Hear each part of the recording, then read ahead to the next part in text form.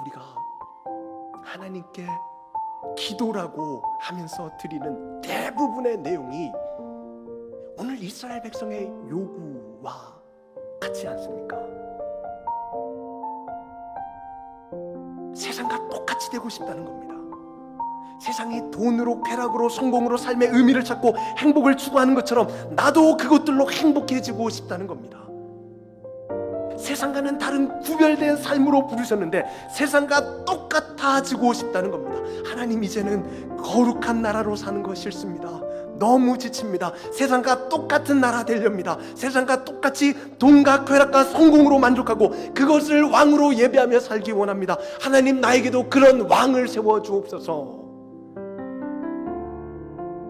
우리의 존재 목적을 잃어버린 겁니다. 우리의 진짜 정체성을, 우리를 구원하신 하나님의 그 깊은 경륜과 뜻을 망각해버린 겁니다. 당시 고대 근동 세계에서 왕정이라는 정치 제도는 사실 가장 선진적인 정치 제도였습니다. 그 당시 아직 왕이 없는 부족 국가들이 있었습니다.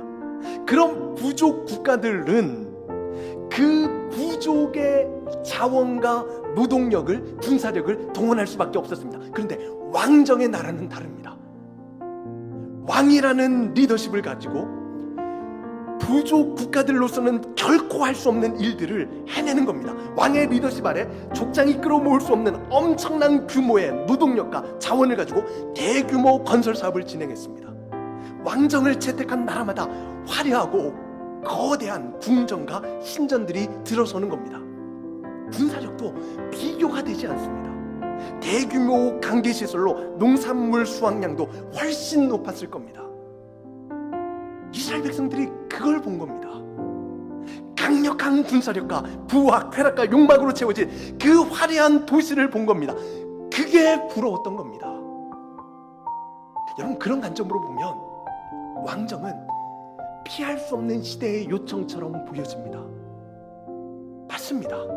성공하려면, 더 강해지려면, 화려한 도시를 세우려면 왕정이 필요합니다. 그런데 여러분, 그것보다 더 중요한 게 뭔지 아십니까? 하나님의 뜻이요, 하나님의 말씀이요. 지금도 세상에서 더 성공하고 내 삶에서 쾌락과 부와 욕망의 화려한 도시들을 세우기 위해서는 하나님을 버리고 다른 왕을 세워야 한다고 세상은 떠들어댑니다. 여러분, 맞습니다. 세상에서 성공하고 그 욕망의 도시들을 내 삶에서 건설하려면 여러분, 하나님 말고 돈을 왕으로 섬겨야 됩니다. 쾌락을 왕으로 섬겨야 됩니다. 사람을 왕으로 섬겨야 됩니다. 근데 그것보다 훨씬 더 중요한 게 뭔지 아십니까? 하나님의 말씀입니다. 하나님의 뜻입니다. 여러분, 지금도 우리는 이 싸움 앞에 서 있습니다. 그러면 여러분, 우리가 이 싸움을 어떻게 싸워야 되겠습니까?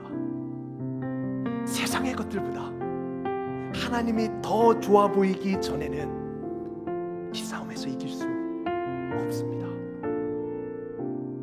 하나님보다 세상의 것이 더 좋아 보이는데, 훨씬 더 좋아 보이는데, 훨씬 더 중요해 보이는데 어떻게 그것들을 버리고 하나님을 선택하겠습니까? 어떻게 더 좋아 보이는 것을 포기하고 하나님 말씀에 순종할 수 있겠습니까? 사랑하는 여러분, 다른 길은 없습니다. 하나님이 좋아져야 됩니다. 예배가 좋아져야 됩니다. 하나님 말씀에 순종하는 그 기쁨이 얼마나 큰지, 하나님과 동행하는 그 기쁨이 세상에 썩어질 것과는 비교가 되지 않는 삶의 의미와 가치와 기쁨과 행복을 주는 것을 우리가 경험해보지 않고는 이 싸움 우리 못 이깁니다.